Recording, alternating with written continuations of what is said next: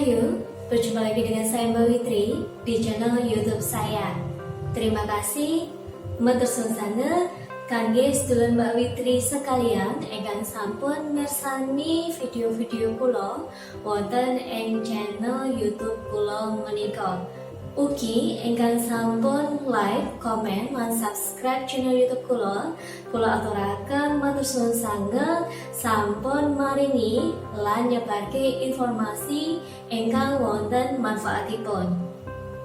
Sedulur Mbak Witri, pada kesempatan kali ini saya akan menjawab pertanyaan dari klien-klien saya atau sedulur Mbak Witri semuanya.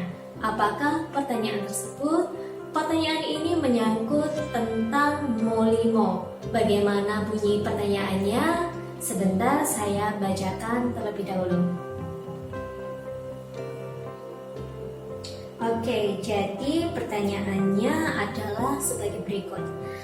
Mbak Witri, ada beberapa perguruan atau padepokan yang mengajarkan tentang ilmu hikmah, ilmu batin, ilmu tenaga dalam, dan keilmuan lainnya, mengatakan bahwa berbuat molimo bisa menghilangkan ilmu yang sudah dipelajari dan didapatkan dengan susah payah.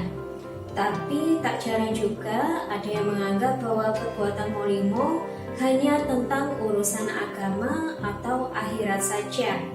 Kalau menurut Mbak Witri, bagaimana? Apakah benar perbuatan molimo itu bisa menghilangkan keilmuan atau hanya berurusan dengan balasan akhirat saja? Baik, pertanyaan tersebut sangat menarik bagi saya dan saya rasa layak untuk dijadikan tema pada konten video kali ini, dan saya rasa juga akan sangat bermanfaat bagi Anda. Namun bagi Anda yang bukan orang Jawa atau tinggal di luar Jawa, pasti sangat asing dengan kata molimo. Untuk itu akan saya jelaskan terlebih dahulu apa itu molimo. Mo itu sendiri merupakan salah satu huruf yang ada di aksara Jawa. Lalu limo sendiri merupakan bahasa Jawa yang diartikan di Indonesia atau bahasa Indonesia adalah lima. Jadi bisa dibilang bahwa molimo ini merupakan singkatan dari perbuatan-perbuatan buruk atau perbuatan-perbuatan jahat yang diawali dengan huruf M atau mo dalam aksara Jawa. Lalu perbuatan-perbuatan buruk ini apa saja Mbak Witri? Berikut akan saya jelaskan. Mo yang pertama adalah main. Main dalam bahasa Jawa merupakan perjudian atau berhubungan dengan taruhan dan juga uang. Mo yang kedua adalah mendem. Mendem diartikan sebagai minum-minuman keras atau suka mabuk-mabukan. Mo yang ketiga adalah medok, yang bisa diartikan suka main perempuan seperti pelacur atau pekerja seks komersial. Mo yang keempat adalah madat, yang bisa diartikan menghisap opium atau candu. Orang zaman dahulu hanya mengenal candu. Kalau zaman sekarang sih ibaratnya seperti narkoba. Jadi madat itu sendiri adalah memakai narkoba atau penyalahgunaan obat-obatan terlarang. Lalu yang terakhir, mo yang kelima adalah maling. Seperti kita tahu bahwa maling artinya mencuri. Itulah makna molimo yang sebenarnya merupakan perbuatan-perbuatan buruk yang patut untuk kita jauhi. Nah, kembali lagi ke jawaban saya atas pertanyaan ini. Bagaimana pendapat saya? Begini, saya rasa seseorang yang melakukan salah satu, beberapa, atau bahkan kelima-limanya dari perbuatan buruk molimo ini, maka kekuatan batinnya akan melemah.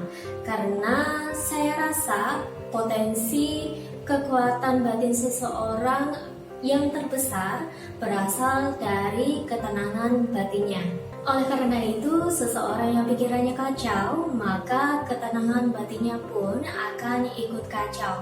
Misalnya, Anda adalah seorang pemakai narkoba atau bahkan pengedarnya. Menurut hukum yang ada di Indonesia, memakai narkoba amat sangat dilarang. Bahkan bagi Anda yang mengedarkannya, ada hukuman mati.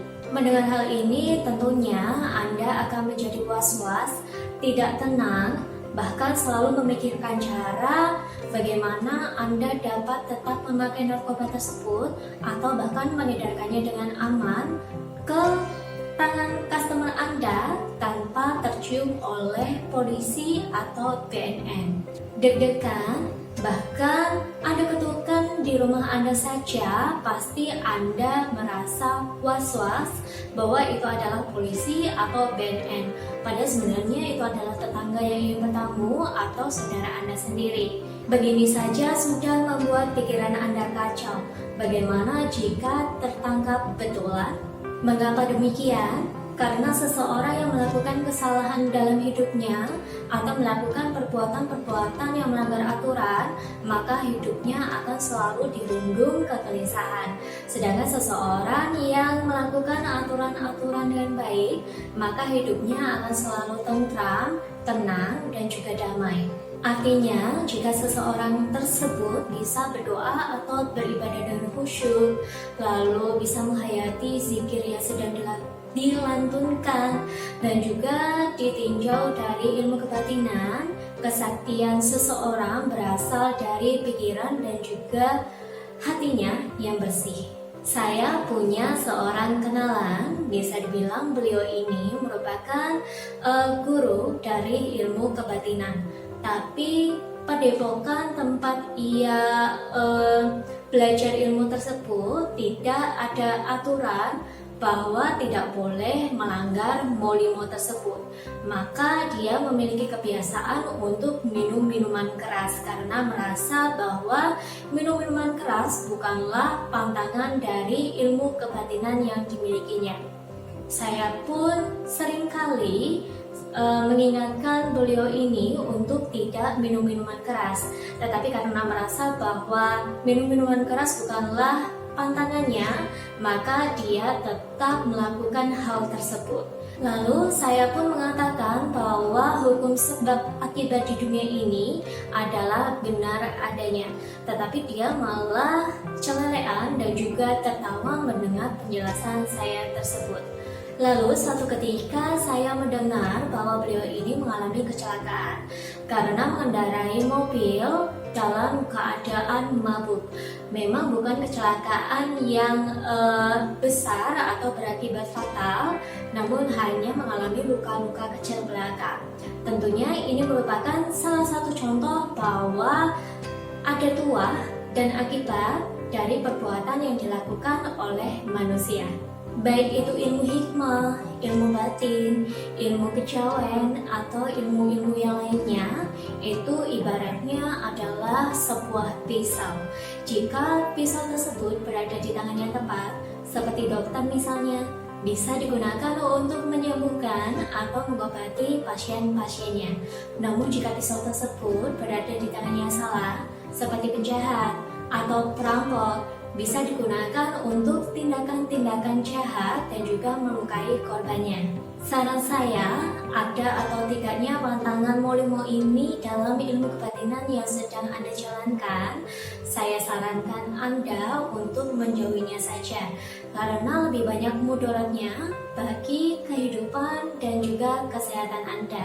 Sekian jawaban saya, semoga informasi yang saya berikan dapat bermanfaat bagi Anda dan bisa dijadikan pembelajaran bagi Anda. Dan bagi Anda yang ingin berkonsultasi seputar ilmu kejawen, ilmu batin, ilmu spiritual yang lainnya, Anda bisa menghubungi saya di kontak di bawah ini.